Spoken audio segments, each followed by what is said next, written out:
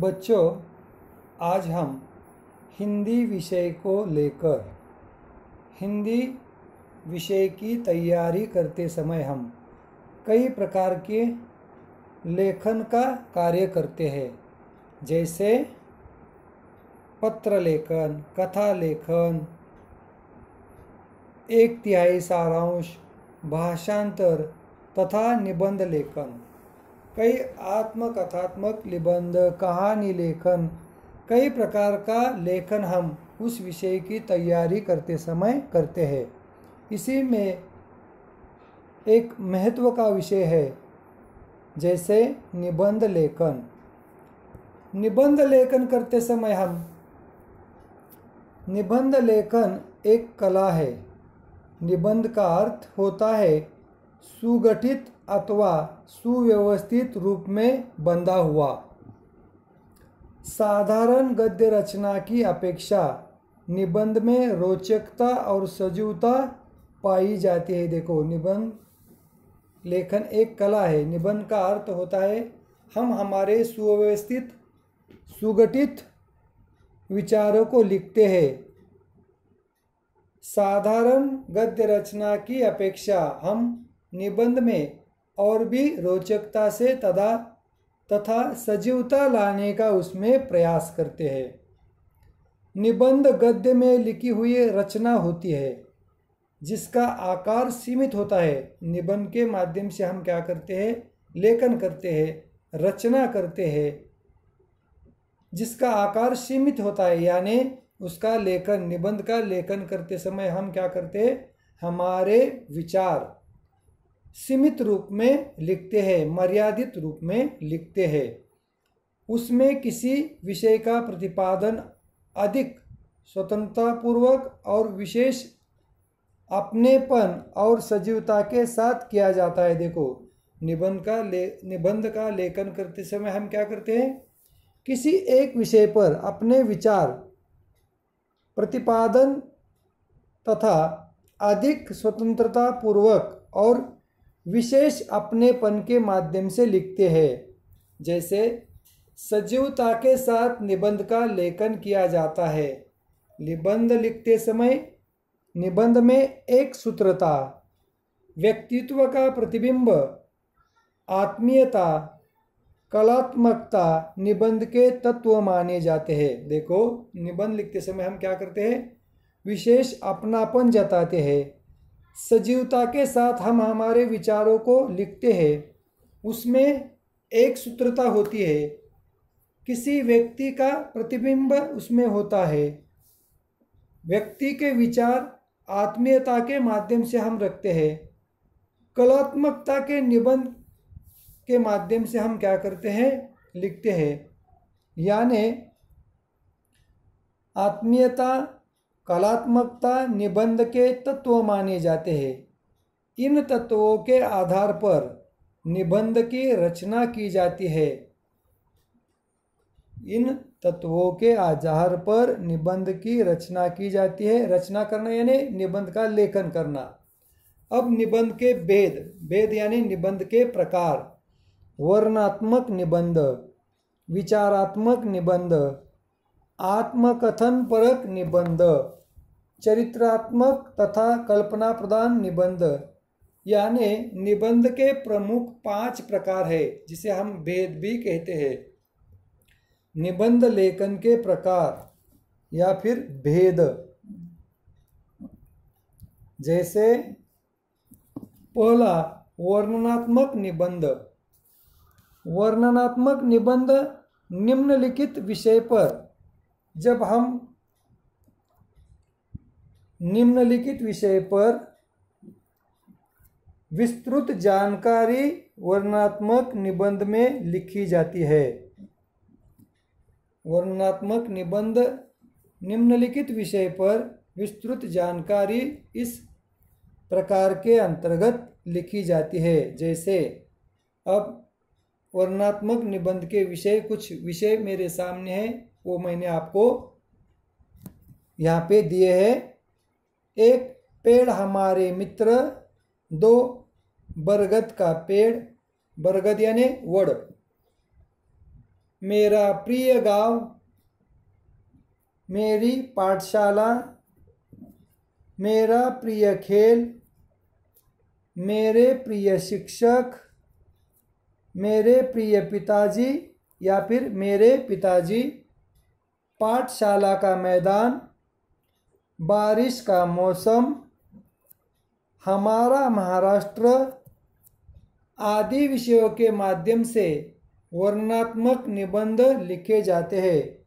इसमें हम हमारे विचार विस्तृतता से लिखते हैं, वर्णन करते हैं, इसलिए इन्हें वर्णनात्मक निबंध कहते हैं। दूसरा यानी ब, वैचारिक निबंध या विचारात्मक निबंध।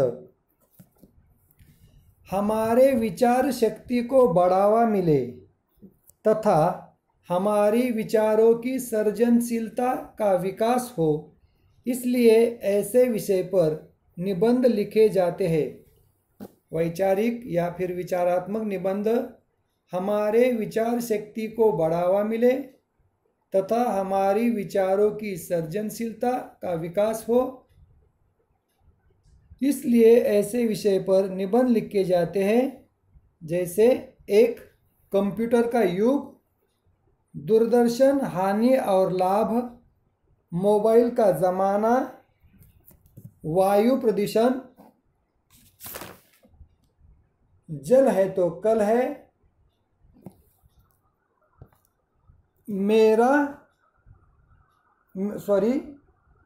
मेरी साथी किताब या फिर मेरा साथी किताब, पुस्तकालय, हमारे आदर्श महापुरुष, कोरोना एक बीमारी, मैं क्या बनूंगा आदि विषय के बारे में हम क्या करते हैं, निबंध लिखते हैं। वैचारिक या फिर विचारात्मक निबंध ये बहुत ही अहम प्रकार है निबंध का।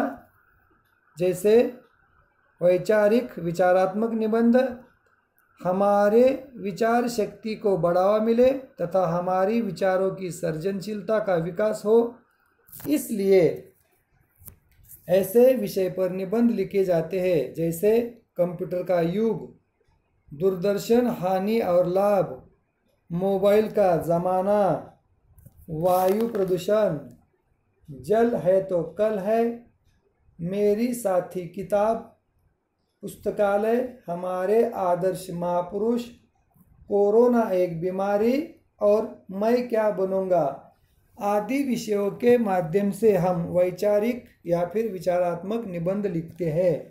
उसके बाद तीसरा अ ब क, कल्पना प्रधान निबंध।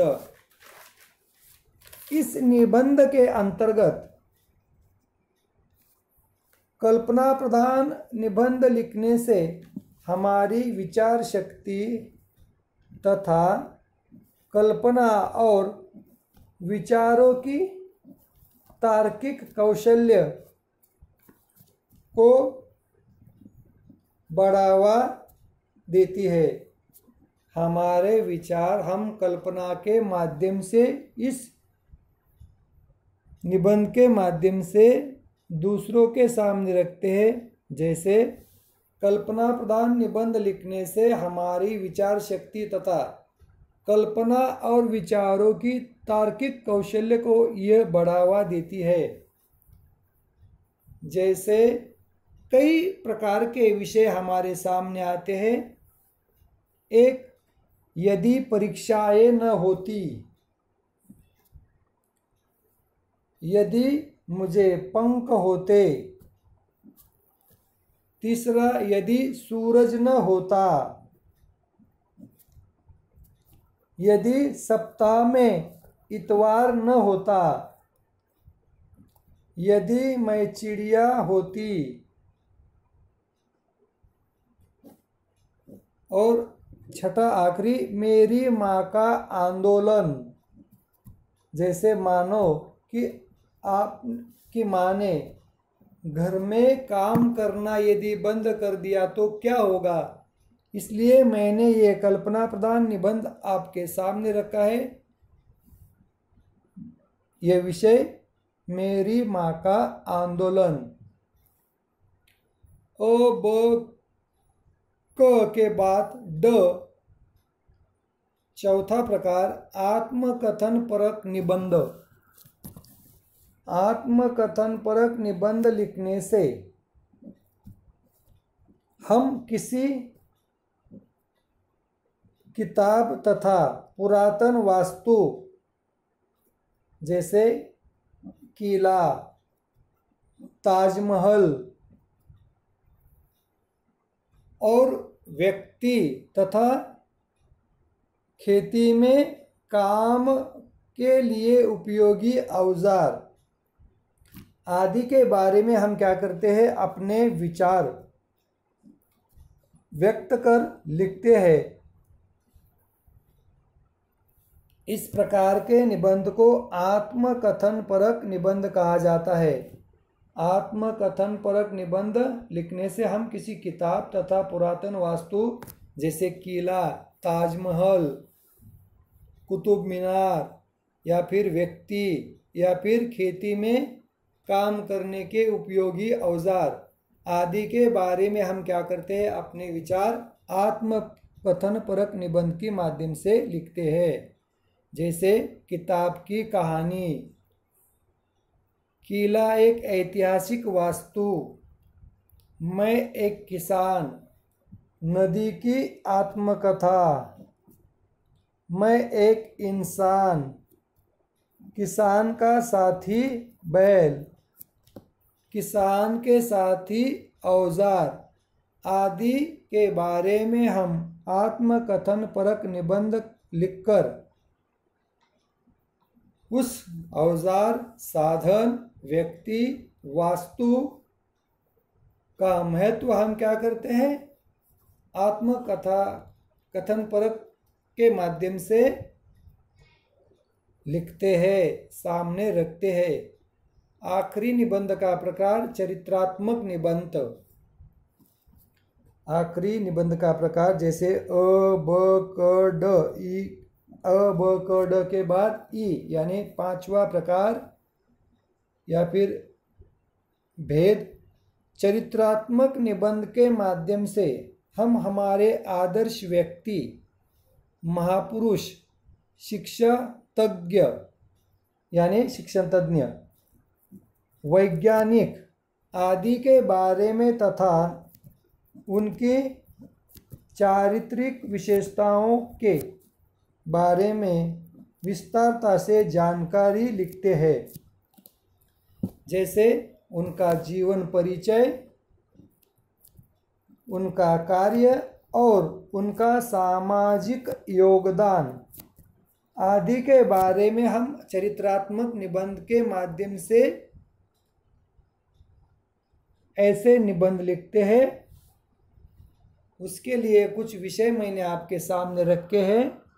जैसे एक छत्रपति शिवाजी महाराज, 2 महात्मा ज्योतिराव फुले, 3 सावित्रीबाई फुले, 4 महात्मा गांधी, 5 स्वामी विवेकानंद, 6 डॉक्टर बाबा साहब अम्बेडकर, 7 रविंद्रनाथ टैगोर, 8 संत गाडगे बाबा, 9 मदर तेरेसा और 10 डॉक्टर बाबा आमटे आदि। इन महान पुरुषों के माध्यम से आप अपने विचार चरित्रात्मकता के माध्यम से अच्छी तरह से लिख सकते हैं। यानी निबंध लिखना एक कला है, तरह तरह के विषयों के माध्यम से हम इसका लेखन करते हैं। तो कुछ विषय मैंने आपके सामने रखे हैं, बाकी के विषय अन्य साधन से या फिर अन्य संदर्भ किताबों के माध्यम से आप लोग इस विषय को लिख सकते हैं। यानी इन प्रकारों के माध्यम से, जैसे निबंध लिखने के प्रमुख 5 प्रकार है। पहला प्रकार वर्णनात्मक निबंध, दूसरा विचारात्मक या वैचारिक निबंध, तीसरा कल्पना प्रधान निबंध, चौथा आत्मकथन परक निबंध और 5 चरित्रात्मक निबंध आदि प्रकारों के माध्यम से आप अन्य संदर्भ को लेकर या फिर अन्य किताबों से ढूंढकर इस प्रकार के निम्नलिखित जो विषय आपको मैंने दिए हैं इसके माध्यम से आप निबंध लिख सकते हैं। लेकिन मैं और एक बात यहाँ पे मैं आपको बताता हूँ, कम से कम जिस निबंध के प्रकार है भेद है उस प्रकारों के माध्यम से हर एक प्रकार का एक निबंध लिखना आपके लिए अनिवार्य है, अनिवार्य यानी कंपलसरी है। और इस निबंध को लिखकर आप लोगों को मुझे क्या करना है, सेंड करना है, व्हाट्सएप के जरिए लिखकर भेजना है सुंदर हस्ताक्षरों में। निबंध लिखते समय कम से कम इसके 3 भाग हो, जैसे आरंभ, मध्य और अंत। इन 3 पैराग्राफ के माध्यम से आप लोग अच्छी तरह से निबंध लिखे। हाशिया छोड़े, हाशिया छोड़ना यानी समास लिखना, सुंदर हस्ताक्षर में निबंध लिखना, वाक्य रचना अच्छी करना, शुद्ध शब्दों का लेखन करना और जो विषय आपको इन प्रकारों के अंतर्गत अच्छा लगता है इन विषयों को लेकर इन 5 प्रकारों के माध्यम से आपको एक एक विषय पर कम से कम एक निबंध लिखना है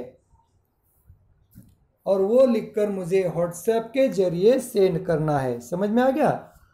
अब मेरे पास एक किताब थी जिसमें संक्षिप्तता में जानकारी दी गई है कि निबंध को कैसे लिखा जा सकता है, कैसा विषय हो सकता है। जैसे संक्षेप में यह विषय मैंने आपको मालूम हो इसलिए आपके सामने रखे हैं। जैसे पेड़ हमारे मित्र इस निबंध को पढ़कर आप विस्तारता से स्पष्टीकरण के साथ आप लोग अच्छी तरह से लेखन कर सकते हैं। उसके बाद फूल मुझे पसंद आए तो फूल के बारे में आप लोग निबंध लिख सकते हैं। उसके बाद दूरदर्शन हानि और लाभ, इस विषय को भी आप लेकर निबंध लिख सकते हैं। डाकघर यानी जहाँ पत्र भेजे जाते हैं, आए हुए पत्र दिए जाते हैं और डाकिया क्या करता है, डाकघर से पत्र लेकर हमें हमारे घर तक पहुंचाता है। इस विषय को लेकर भी आप लोग निबंध लिख सकते हैं अच्छी तरह से। उसके बाद मेरा प्रिय मित्र के बारे में आप अपने विचार लिख सकते हैं। मित्र आपकी कैसी सहायता कर सकता है, उसका नाम क्या है, कहाँ रहता है, कौन सी स्कूल में वो पढ़ता है, उसके माताजी पिताजी क्या करते हैं, उसके घर में कितने सदस्य है और वो मेरा कैसे ख्याल रखता है। ऐसे मेरा प्रिय मित्र के माध्यम से निबंध लिख सकते हैं। मेरी सहेली यानी अपनी साथी के माध्यम से निबंध लिख सकते हैं।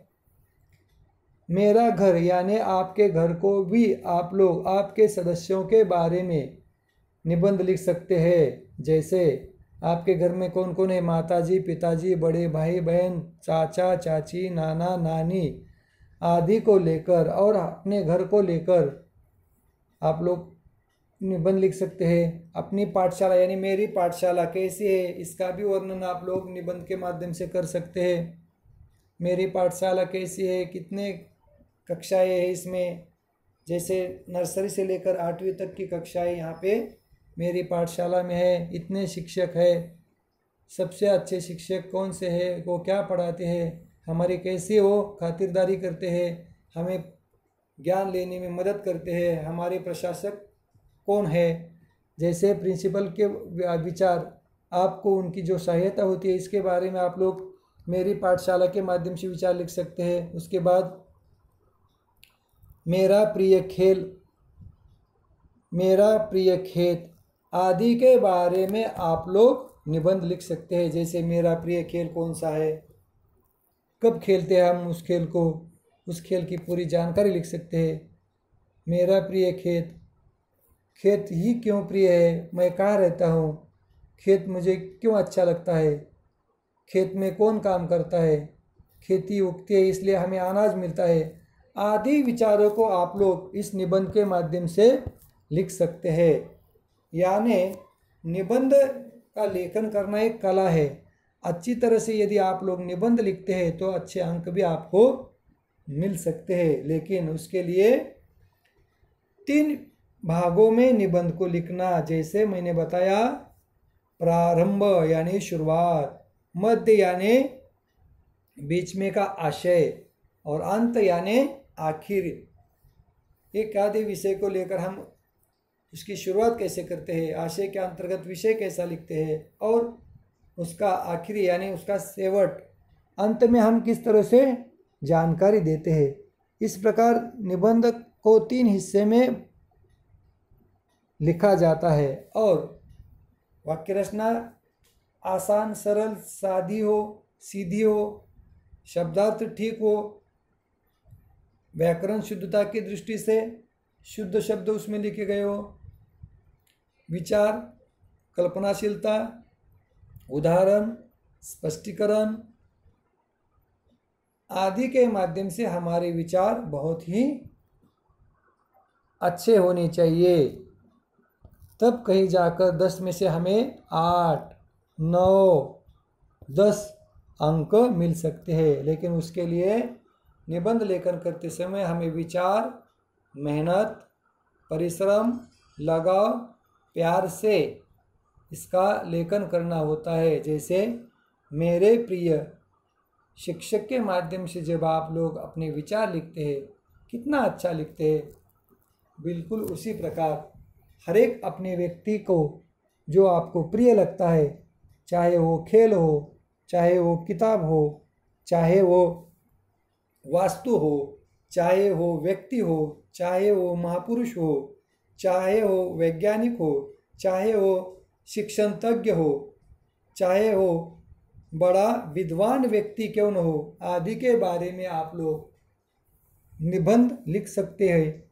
और ये कृति आपको पूरी करनी है, लिखकर मुझे व्हाट्सएप के जरिए सेंड करनी है। इसके लिए आपको निबंध लेखन के माध्यम से आपको कम से कम निबंध के जितने प्रकार है उस हर एक प्रकार के माध्यम से एक निबंध लिखकर, यानी 5 प्रकार के 5 निबंध लिखकर मुझे व्हाट्सएप के जरिए सेंड करने हैं, अच्छी तरह से लिखने हैं।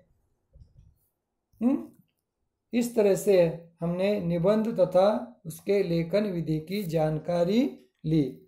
यहाँ पर हम रुकते हैं। जैसे धन्यवाद।